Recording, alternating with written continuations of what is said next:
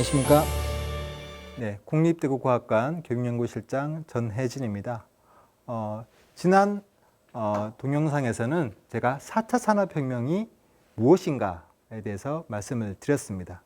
그러면 2부는 이 4차 산업혁명 시대에 창의성을 키우는 융합교육에 대해서 한번 말씀을 드리도록 하겠습니다. 앞 동영상에서 4차 산업혁명이란 개별적 첨단 기술을 의미하지 않는다고 했습니다. 바로 모든 사물이 상호 연결을 통해 정보의 생성, 연결, 활용되고 있다는 것입니다. 그러면 이 4차 산업혁명이 우리에게 좋은 일만 있을까라는 것입니다.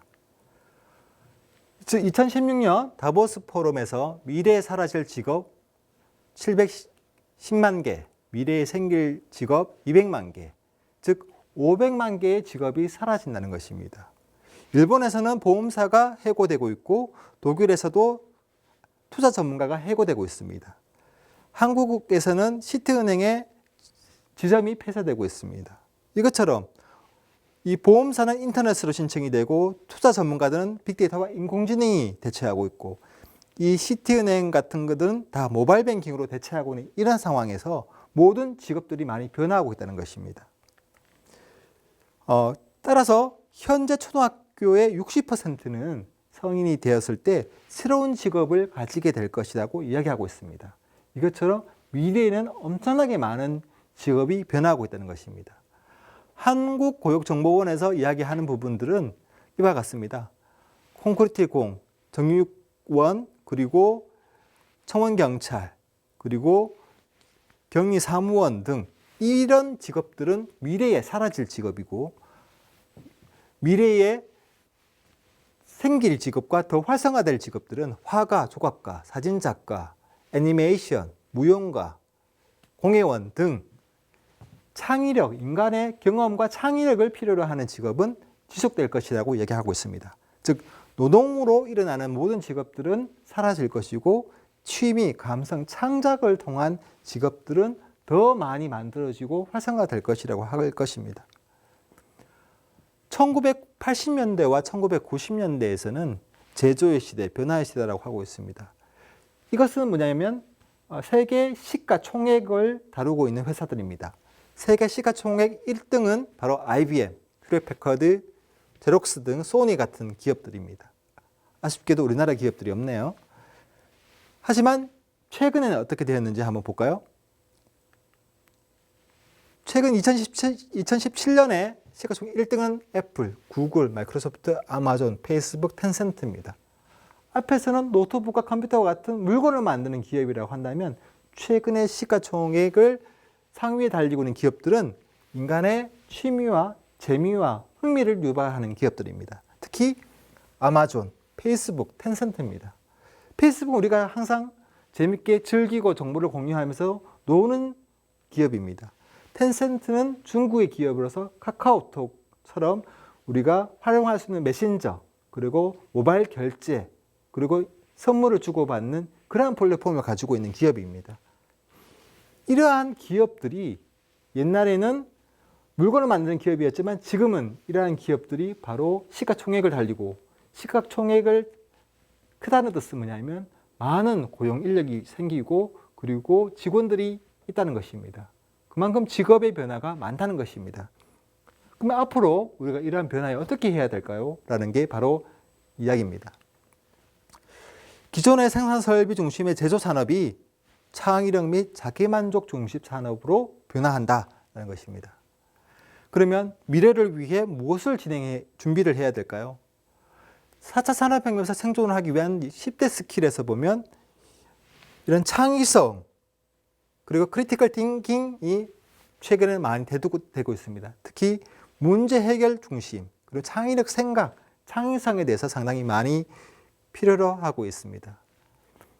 그래서 이런 문제 해결 능력과 창의성 개발, 그리고 들은 학교와 우리 생활부터 시작을 해야 되는 것입니다. 이를 위해서 융합교육과 그리고 문제 해결을 위한 프로젝트 베이스드 교육, 그리고 그룹 활동을 통한 창의성 문제 해결을 영향을 집중을 해야 되는 상황입니다. 클라우드 슈밥 회장께서 정답과 입시 위주의 교육에서 융합적, 포괄적 이해 능력 배양이 중요하다고 얘기를 했고, 이러한 전제 조건은 바로 창의성이라고 이야기하고 있습니다. 즉, 우리 학생들은 이 창의성을 마음껏 끌어올리고 활발히 활용할 수 있는 환경과 기회를 제공해 줘야 한다는 것입니다. 정부의 미래 교육의 방향은 다음과 같습니다. 2018년부터 코딩 교육을 의무화하고 있습니다. 이 코딩 교육을 의무화한다는 뜻은 뭐냐 하면 바로 아이들이 직접 할 수 있는 소프트웨어 교육을 활성화하는 것입니다. 두 번째는 이런 소프트웨어 교육을 기반으로 해서 메이커 교육을 활성화를 하는 것입니다. 이 메이커 교육은 정말 내가 무엇을 좋아하고 무엇을 만들지 스스로 만들면서 스스로 실패도 해보고 그것을 극복하면서 도전도 해보면서 창의성을 키우는 것입니다. 그리고 기업가 정신 교육을 강화하고 있습니다. 즉, 너희들이 미래의 직업을 무엇을 가지고 그 직업을 가졌을 때 너가 얼마나 즐겁고 재밌게 할 수 있는지에 대한 교육을 미리 하는 것입니다. 즉, 코딩 교육과 메이커 교육은 현재 과정 중심의 준비 과정의 교육이라고 치고, 이런 기업가 정신 교육은 미래, 나만의 평생 직업을 위한 교육이라고 볼 수 있을 것입니다. 내가 원하는 것들을 초등학교에서 충분히 나의 진로에 대해서 고민하고 탐색하고 중학교에서는 설계를 하면서 그리고 내가 정말 관심 있는 것이 무엇인지에 대해서 찾을 수 있으면 그것을 바로 활동, 취미를 즐기는 것입니다. 이런 활동 취미를 바로 메이커, 창작놀이를 통해서 하고 바로 자기 주도성과 창의성을 키우는 것입니다. 이를 통해서 우리 인근에 있는 어떤 메이커 스페이스가 상당히 많이 있습니다. 거기를 방문해서 직접 한번 만들어보고 도전해보는 것입니다. 이를 통해서 자기만을 위한 미래 평생 직업을 찾고 도전하고 자기만의 창의성을 통해서 이루어내는 것입니다. 이것은 대구 지역에 있는 메이커 스페이스의 현황입니다. 지금 18개가 대구에서 지금 활동 중이고요. 그리고 교육청 내에서도 30개 이상의 창작 공작소가 지금 운영 중에 있습니다. 이만큼 많은 메이커 교육에 대해서 강화하고 이 메이커 교육을 통해서 다양하고 문제 해결을 충분히 접해보고 해결해야 하라는 뜻입니다. 이것은 저희 국립대구과학관 무한상상실에 있는 구축 환경입니다. 보시는 것처럼 전자회로 공작소, 목공 공작소, 그리고 봉제 공작소, 레이저 커터 등을 다 구비하고 있습니다. 이러한 메이커 교육과 더불어 최근에 이야기되고 있는 것들이 있습니다. 거꾸로 교실이라고는 표현이 있습니다. 거꾸로 교실은 미리 모르는 것에 대해서 선생님께서 미리 다 설명하는 것이 아니고, 자, 오늘은 이러한 수업을 할 것입니다. 여러분들은 집에서 인터넷으로 사전조사를 다 해오세요 하는 것처럼 미리 인터넷과 학습자를 통해서 미리 사용법, 사전지식 교육을 습득을 하는 것입니다.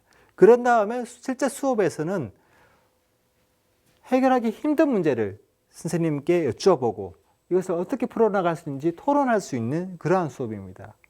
물론 이 앞부분에서 단순하게 배울 것들은 미리 습득을 하고 실제 수업을 함으로 통해서 내가 진짜 모르는 것들이 무엇인지 인지할 수 있는 기회가 되는 것입니다. 두 번째는 바로 프로젝트 기반 교육입니다. 프로젝트 기반 교육은 앞에서 잠깐 언급된 PBL 교육입니다. 이것은 내가 하고자 하는 목표, 프로젝트가 무엇인지 그것을 먼저 선정을 하는 것입니다. 그것을 선정을 한 다음에 이 문제를 풀어나갈 팀원을 만들고 관련 기술들을 서로 분담해서 공부를 하게 됩니다. 분담된 그 결과치를 서로 머지하고 합칠 때 바로 안 일어납니다. 그런 것들은 항상 실패가 생깁니다. 그런 실패를 수정하고 보완하고 개선하면서 바로 창의성과 협업 정신이 만들어지게 됩니다. 이때 교사들은 단순하게 보조 역할을 하게 되는 것입니다. PBL 교육은 필요한 지식에 대해서 교육을 먼저 하고 사용법 위주에서 수업을 한 다음에 실제 응용은 마지막에 일어나게 됩니다. 그런데 이 교사 주도적인 수업에서는 학생들이 대부분은 따분합니다. 왜냐하면 내가 저것을 왜 배워야 하는지를 모릅니다. 내가 저걸 배워서 어디에 써야 될지 잘 모르게 됩니다. 이럴 때 PBL 교육은 구체적인 사례 중심을 합니다. 요즘 앞에서 4차 산업혁명에서는 공장이 있는데 다 고객 맞춤형 제품을 만든다. 그러한 스마트 공장을 만들 때 우리가 무엇을 필요로 할 것인가에 대한 고민을 하게 됩니다. 그런 다음에 팀원을 구성하고 그리고 그 팀원을 통해서 바로 필요 기술을 스스로 습득을 하게 됩니다. 그리고 브레인스토밍을 통해서 목표에 맞는 구조를 설계하고 각각의 부분을 설계를 하게 됩니다. 이것을 머징을 통해서 상당히 많이 발생되는 문제를 해결을 노력하고 그때 필요한 충분한 아이디어를 통해서 문제를 해결하게 됩니다. 그리고 그런 과정을 발표하고 목표 달성도를 점검하게 됩니다. 그리고 활동 보고서를 하면서 문서를 하면서 자, 지금 과정 속에서 어떤 일이 일어났는지에 대해서 정확하게 인지하게 된 것입니다. 이것은 저희 과학관에서 저희 학생들과 함께 만들어낸 스마트 팩토리에 대한 PBL 사례입니다. 스마트 팩토리라는 목표성을 인지한 다음에 이러한 필요 기술, 로봇, 컨베이어 벨트, 그리고 아두이노를 통해서 소프트웨어 코딩 작업을 했습니다. 저희 과학관에서는 이러한 창의성을 키우는 경진대회를 하고 있습니다. 무한상상 생활발명 경진대회를 하고 있는데요. 이 경진대회는 기본적으로 미션을 제시합니다. 그리고 팀원을 구성하게 합니다. 그리고 설계 과정과 제작 과정을 하게 됩니다. 이 설계와 제작 과정에서 목표에 부합하지 못하면 저희가 1박 2일 동안 밤새면서 이 재설계와 제작을 계속 반복하게 됩니다. 이때 상당히 많은 문제가 발생하게 됩니다. 그런 문제를 해결하면서 최종적으로 발표 과정을 진행하게 됩니다. 이런 경진대회를 저희 과학관에서 진행을 하고 있습니다. 그리고 대구시에서 작년에 6월 달에 이런 메이커 페스타 대회를 했습니다. 이 메이커 페스타는 기본적으로 학생들의 창의성을 이용해서 무엇을 할 수 있고 어떤 것을 할 수 있는지에 대해서 여러 가지 페어를 진행한 거고요. 그리고 부산에서도 10월 달에 헬로 메이커 대회를 했습니다. 그리고 서울에서도 메이커 페어를 10월 달에 했습니다. 이것처럼 뭔가는 내가 정말 만들고 싶고 내가 정말 해보고 싶은 것들을 직접 만들면서 문제를 부딪히면 그 문제를 해결하면서 풀어나가는 과정입니다. 이를 통해서 다 창의성을 키울 수가 있게 되는 것입니다. 마지막으로 정리를 해보겠습니다. 4차 산업혁명은 이미 시작되었습니다. 그러면 우리는 무엇을 해야 될까요? 바로 자기주도적인 창의성 개발에 노력을 해야 됩니다. 소프트웨어 교육과 융합적인 사고, 문제 해결력 능력을 개선하는 데 노력을 해야 됩니다. 두 번째, 사회 변화에 꾸준히 관심을 가져야 됩니다.